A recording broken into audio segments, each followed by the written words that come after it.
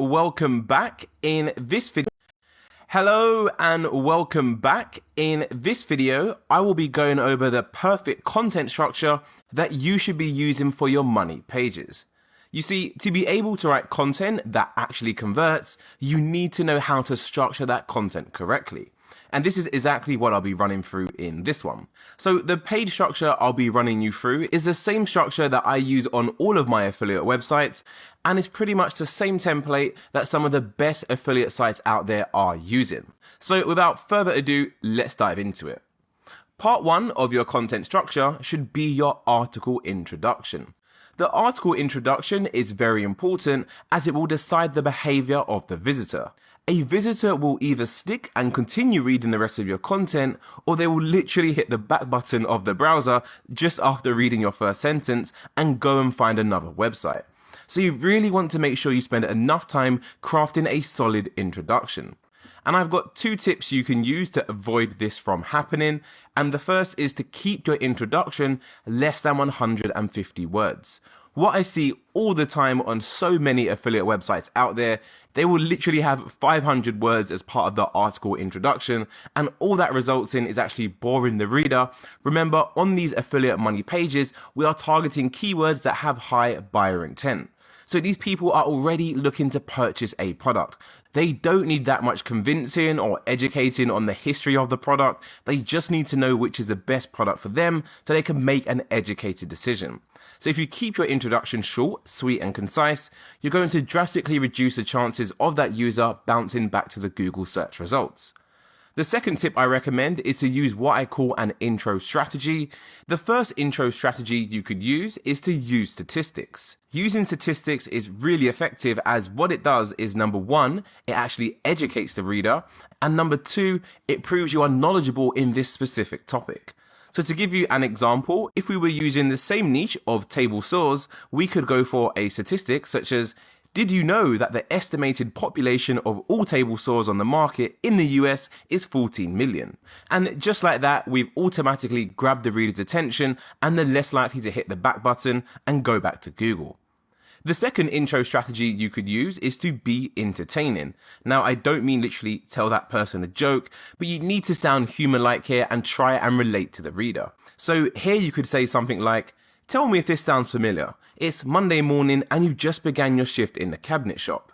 You've taken your board over to the table saw only to find out it's as sharp as a piece of cotton wool.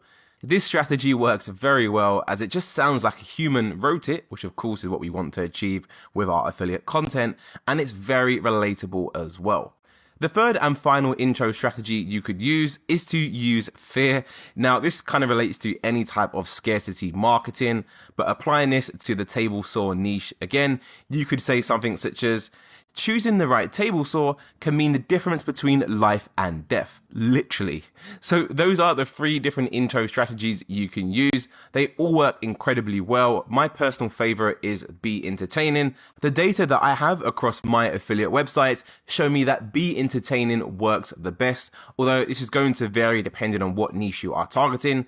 So I recommend you test all 3 different intro strategies and measure how well they are performing by viewing the data in your analytics account. Straight after your article introduction, you want to go into a comparison table, and this is because a lot of people will be super busy and they won't have the time to read your complete article. They'll be skimming through it to find the key points of information to help them make an educated buying decision.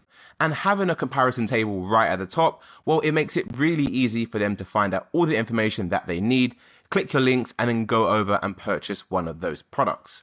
What's actually interesting is the majority of clicks from my affiliate websites are actually all coming from my comparison tables. So you definitely do not want to be skipping this part out. You can see in the image I have here on the screen, you've got the price listed here, like $600, almost $900. You don't want to actually mention the price. You want to actually have a button here that says check price or click now to see the price. I'll actually go through a template I use for tables later on in the course. What I'll actually do is I'll include a link to the code that I use for my own comparison tables on my affiliate sites. You can then copy that code, paste it onto your website, and simply just change out the details and the links to suit your product and niche. After your comparison table, you then want to dive into the detailed reviews, and this is pretty much the part of the content which contains all of your information and substance on what each product is good for.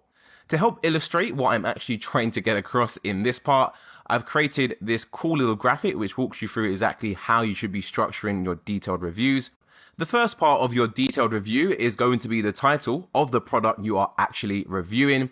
Now, a really cool tip about this, well, two cool tips, is number one, you want to specify what this particular product is good for. Again, this is going to help people who are skimming the article and looking for specific products. For example, let's imagine you have product 1 review and it's the best for beginners.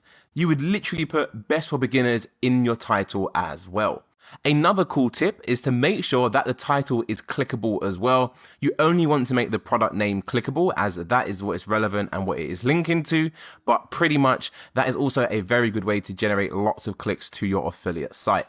Below your title, you then have the actual product review with, of course, an image to the product you are reviewing. You also want to make sure your product image is a clickable image and links to the product you are promoting, as that's another great way to generate lots of affiliate clicks. It's very important that in your product review, you also explain what is wrong with the product.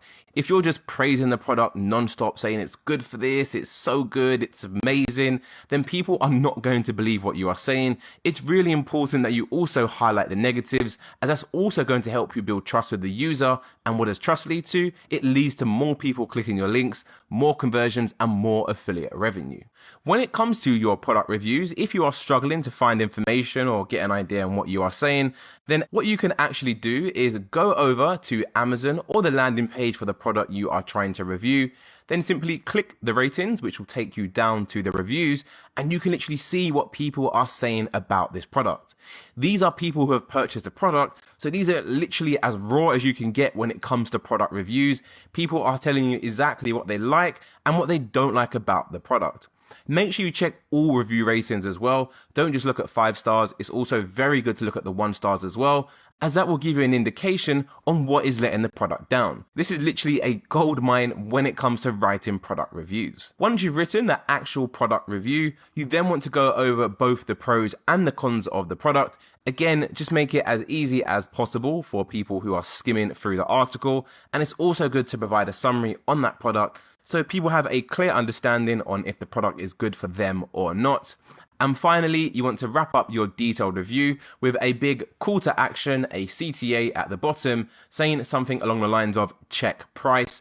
It's very important you don't actually mention the price of the product, as number one, product prices change all the time, especially on Amazon, and you don't want to get caught out. But more importantly is you don't want to reveal the price to the user. You want them to click, go to Amazon and actually find out for themselves, as even if that person ends up buying something else of Amazon and not your table saw, maybe they purchased some nappies for their baby, whatever, you will also get rewarded for a commission from that product as well. Remember, the main goal is to generate as many clicks to Amazon as possible. Once you've written all your detailed product reviews, part 4 is going to be a buyer's guide. A buyer's guide is pretty much a summary of all the key points that you should look out for when buying one of these products. You could also view a buyer's guide as your top tips section.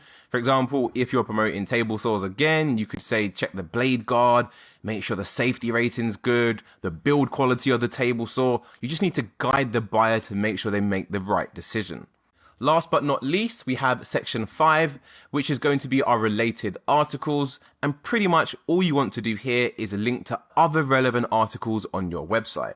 The reason why you want to do this is linking to related articles is actually called internal linking, and it's a very important part of SEO, which you'll learn in the on-page section of the course. But in a nutshell, having a section for related articles at the bottom of your content helps your other pages rank higher in Google. There you have it. That is the perfect content structure for your money pages. I hope you enjoyed it, and I'll see you in the next one.